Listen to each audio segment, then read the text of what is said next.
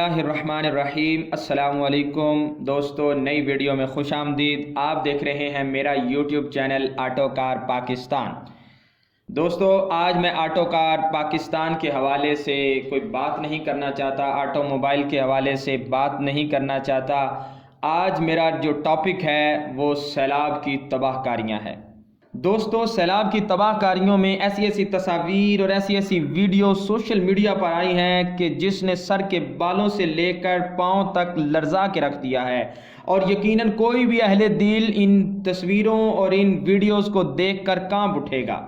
لیکن پاکستان کو نوچ کر کھانے والے حکمران ان کے حصے کی روٹی کو اپنی عیاشیوں پر خرچ کر کے اپنی سیاست کو چمکا رہے ہیں۔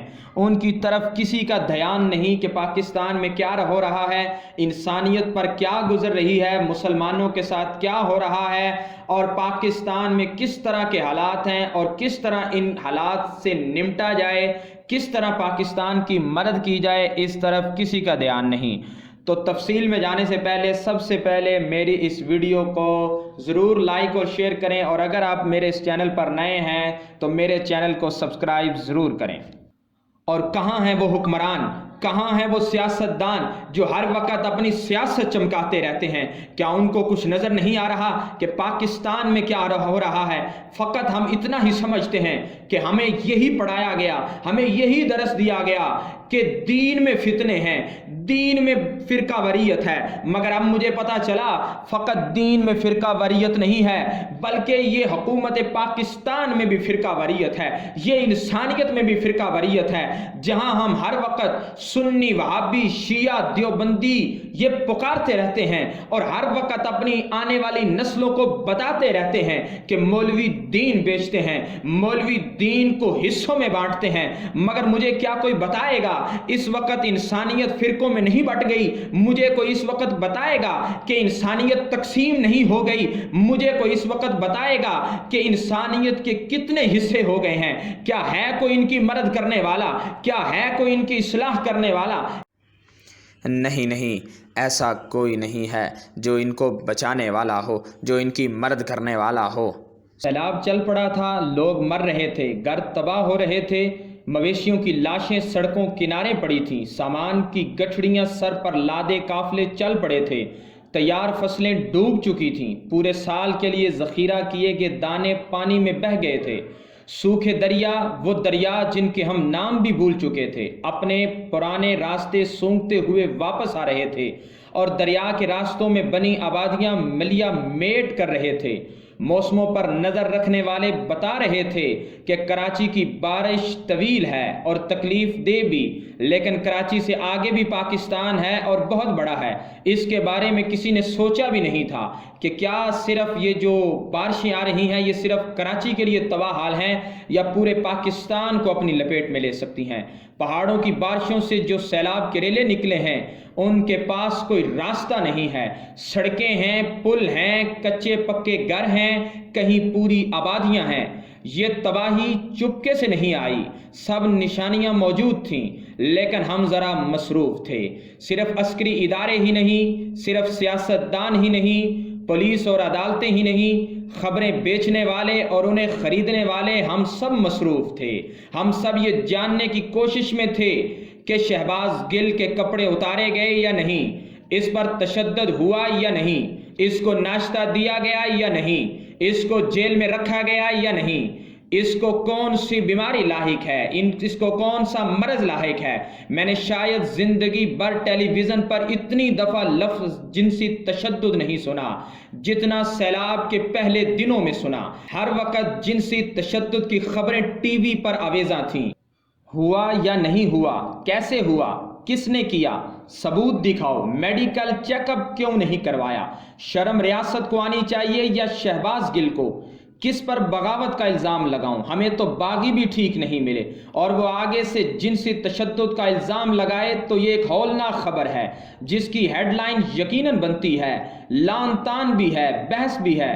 ہمارے دین میں بھی ہے کہ ایک انسان کا قتل ساری انسانیت کا قتل ہے، इसी तरह एक शख्स पर तशद्दुद तमाम शहरियों पर तशद्दुद के मुतरादिफ है। लेकिन कौन से दीन में यह लिखा है कि एक तरफ तूफान नू किसी कैफियत हो, इंसानियत डूब रही हो, इंसानियत मर रही हो, इंसानियत उजड़ रही हो, इंसानियत बह रही हो, इंसानियत के घर तबाह बर्बाद हो रहे हों, लोग गराते पानियों में अपने बच्चे खींच कर निकालने की कोशिश कर रहे हों और मुल्क के तमाम पढ़े लिखे लोग इस बहस में मसरूफ हों कि आज शहबाज गिल ने नाश्ते में क्या खाया, और फिर जब सैलाब के पानी में एक चट्टान पर खड़े 5 जवानों को पहले किसी बचाने वाले का इंतजार करते और फिर पानी में बह जाते देखा तो हम अपने ही सियासतदानों पर बरस पड़े कि बस अब ये सियासत बंद करो और सैलाब ज़दगान की मदद करो। सैलाब ज़दगान की मदद से बड़ा सियासी काम इस वक्त कोई और हो नहीं सकता।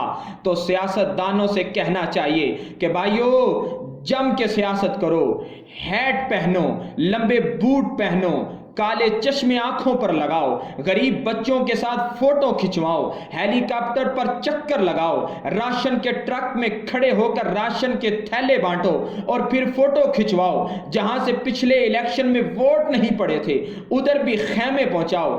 खलकत को अल्लाह के अजाब से मत डराओ, वो भुगत रहे हैं। खुद इस खलकत के अजाब से डरो कि तुम्हें ना भुगतना पड़ जाए।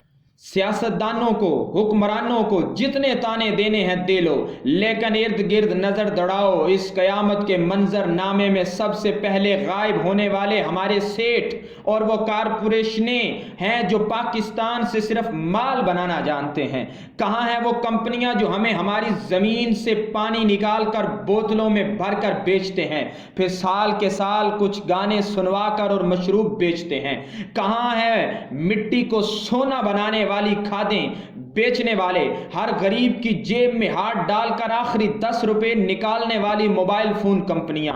किधर हैं काटन के एक्सपोर्टर जो हर तीसरे महीने लाखों रुपए के इश्तिहार लगाकर कहते हैं हम लुट गए? किधर गए वो हर हुकूमत के लाडले हाउसिंग सोसाइटियां बनाने वाले जिन्होंने दरियाओं के किनारे सैलाबी नालों के ऐन बीच प्लाट काट दिए हैं? और कहाँ है मलक रियाज के वो जहाज जो हर हुक्मरान, हर अपोजिशन लीडर की सवारी के लिए तैयार रहते हैं? और कहाँ हैं उन हुक्मरानों के हेलीकॉप्टर जो सियासतदानों को खरीदने के लिए हर वक्त तैयार रहते हैं? और कहाँ हैं वो हेलीकॉप्टर जो सियासतदानों की बीमारी पर फौरन पहुंच जाते हैं लेकिन कुदरती आफत के आते ही ग्राउंड हो जाते हैं? अगर इन सेठों के दिल इतने ही खटूर रहे तो एक दिन उनकी बादशाहतें भी सवात के हनीमून होटल की तरह मिनटों में मुनहदिम हो जाएंगी। मगर अफसोस, सद अफसोस, इस वक्त इंसानियत बढ़ चुकी है, इस वक्त इंसानियत तकसीम हो चुकी है। इस वक्त हमारे वो बहन भाई जो हमारी तरफ देख रहे हैं, मदद के लिए पुकार रहे हैं, हज़ारों लोग लुक़मा अजल बन गए, हज़ारों लोग बेघर हो गए, हज़ारों लोग अभी भी खुले आसमान तले बेयारो मददगार हैं, हज़ारों लोग इस वक्त बगैर खाने के बैठे हुए हैं, पीने के लिए साफ पानी नहीं उनके पास, उनके वो मदद के लिए पुकार रहे हैं। कोई है जो उनकी मदद करे, फिरका वरीयत से हटकर उनकी मदद करे, इंसानियत के नाते मदद करे? क्या हमको ये दर्स नहीं दिया गया कि इंसानियत की खिदमत ही सबसे बड़ी खिदमत है? अगर इंसानियत की खिदमत की जाए तो रब भी राजी हो जाता है, रब का रसूल भी राजी हो जाता है और हमारा दिल भी खुश हो जाता है। मगर इस वक्त सारे अपने अपनी पार्टियां चमका रहे हैं, इस वक्त सारे अपने अपने नामों को चमका रहे हैं।